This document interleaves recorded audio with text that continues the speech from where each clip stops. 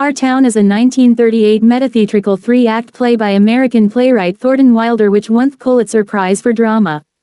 The play tells the story of the fictional American small town of Grover's Corners between 1901 and 1913 through the everyday lives of its citizens.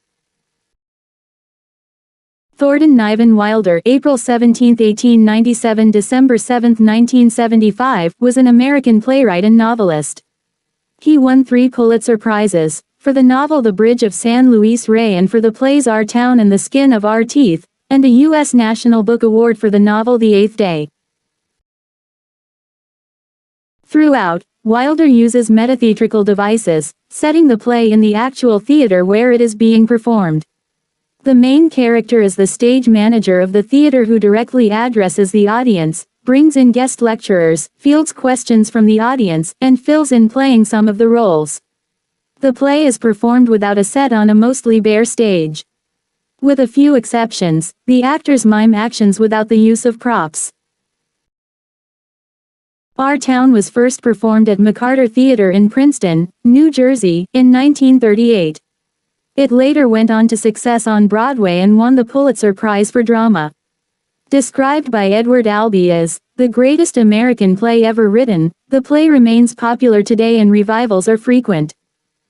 Summary. Act 1. Daily Life. The stage manager introduces the audience to the small town of Grover's Corners, New Hampshire, and the people living there as a morning begins in the year 1901. Joe Crowell delivers the paper to Doc Gibbs, Howie Newsome delivers the milk, and the Webb and Gibbs households send their children Emily and Wally Webb, George and Rebecca Gibbs off to school on this beautifully simple morning. Professor Willard speaks to the audience about the history of the town. Editor Webb speaks to the audience about the town's socio-economic status, political and religious demographics, and the accessibility and proliferation, or lack thereof, of culture and art in Grover's Corners. The stage manager leads us through a series of pivotal moments throughout the afternoon and evening, revealing the characters' relationships and challenges. It is at this time when we are introduced to Simon Stimson, an organist and choir director at the Congregational Church. We learn from Mrs. Luella Soames that Simon Stimson is an alcoholic when she, Mrs. Gibbs, and Mrs. Webb stop on the corner after choir practice and gossip like a bunch of old hens, according to Doc Gibbs, discussing Simon's alcoholism. It seems to be a well-known fact amongst everyone in town that Simon Stimson has a problem with alcohol. All the characters speak to his issue as if they are aware of it and his having seen a peck of trouble, a phrase repeated by more than one character throughout the show.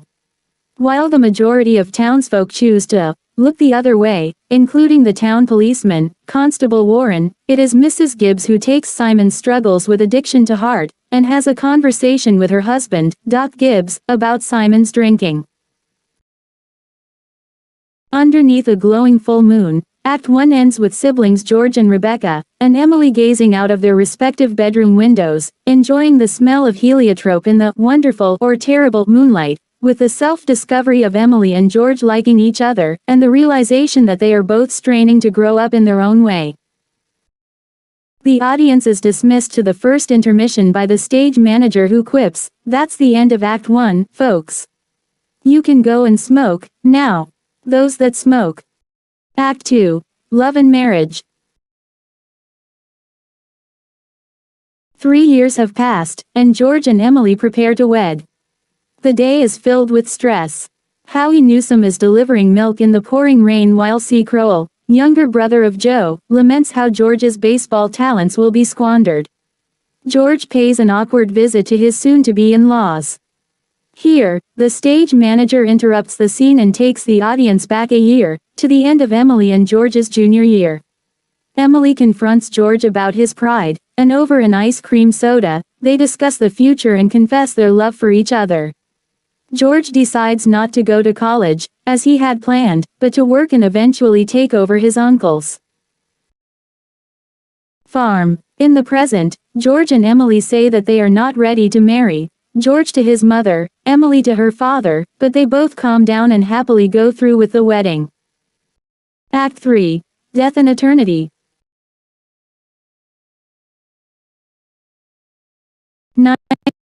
years have passed. The stage manager, in a lengthy monologue, discusses eternity, focusing attention on the cemetery outside of town and the people who have died since the wedding, including Mrs. Gibbs' pneumonia, while traveling Wally Webb burst appendix, while camping Mrs. Soames, and Simon Stimson suicide by hanging. Town undertaker Joe Stoddard is introduced, as is a young man named Sam Craig who has returned to Grover's Corners for his cousin's funeral. That cousin is Emily, who died giving birth to her and George's second child. Once the funeral ends, Emily emerges to join the dead. Mrs. Gibbs urges her to forget her life, warning her that being able to see but not interact with her family, all the while knowing what will happen in the future, will cause her too much pain. Ignoring the warnings of Simon, Mrs. Soames, and Mrs. Gibbs, Emily returns to Earth to relive one day, her 12th birthday. She joyfully watches her parents and some of the people of her childhood for the first time in years, but her joy quickly turns to pain as she realizes how little people appreciate the simple joys of life. The memory proves too painful for her and she realizes that every moment of life should be treasured. When she asks the stage manager if anyone truly understands the value of life while they live it, he responds, "No. The saints and poets, maybe they do some." Emily returns to her grave next to Mrs. Gibbs and watches impassively as George kneels weeping over her. The stage manager concludes the play and wishes the audience a good night. Stage manager: a narrator, commentator, and guide through Grover's Corners. He joins in the action of the play periodically, as the minister at the wedding, the soda shop owner, a local townsman, etc., and speaks directly to Emily after her death. Emily Webb, one of the main characters, we follow her from a precocious young girl through her wedding to George Gibbs and her early death. George Gibbs, the other main character, the boy next door, a kind but irresponsible teenager who matures over time and becomes a responsible husband, father and farmer. Frank Gibbs, George's father, the town doctor. Julia Percy Gibbs, George's mother. She dreams of going to Paris but doesn't get there. She saved $350 for the trip from the sale of an antique furniture piece but willed it to George and Emily. Dies while visiting her daughter in Ohio. Charles Webb, Emily's father, editor of the Grover's Corners Sentinel. Myrtle Webb, Emily and Wally's mother. Secondary characters: Joe and C. Crowell, local paperboys. Joe's intelligence earns him a full scholarship to MIT where he graduates at the top of his class. His promise will be cut short on the fields of France during World War I, according to the stage manager. Both he and his brother C hold marriage in high disdain. Simon Stimson, the choir director and church organist. We never learn the specific cause of his alcoholism and suicide, although Joe Stoddard, the undertaker, observes that he's seen a peck of troubles. He remains bitter and cynical even beyond the grave. Some critics interpret Simon as a closeted homosexual. 3-4. Howie Newsom, the milkman, a fixture of Grover's Corners. Rebecca Gibbs, George's younger sister. Later elopes with a traveling salesman and settles in Ohio. Wallace, Wally, Webb, Emily's younger brother. Dies of a burst appendix on a Boy Scout camping trip. Professor Willard, a rather long-winded lecturer. Woman nth balcony attendee of editor Webb's political and social report concerned with temperance. Belligerent man at back of auditorium attendee of editor Webb's political and social report concerned with social justice. Lady in a box attendee of editor Webb's political and social report concerned with culture and beauty. Mrs. Luella Soames, a gossipy townswoman and member of the choir. Constable Bill Warren, the policeman. 3 baseball players who mock George at the wedding. Joe Stoddard, the undertaker. Sam Craig, a nephew of Mrs. Gibbs who left town to seek his fortune. He came back after 12 years in Buffalo for Emily's funeral. Man from among the dead. Woman from among the dead. Mr. Carter, dead. Farmer McCarty. Bessie, Howie Newsom's horse, visible to the characters, but not the audience.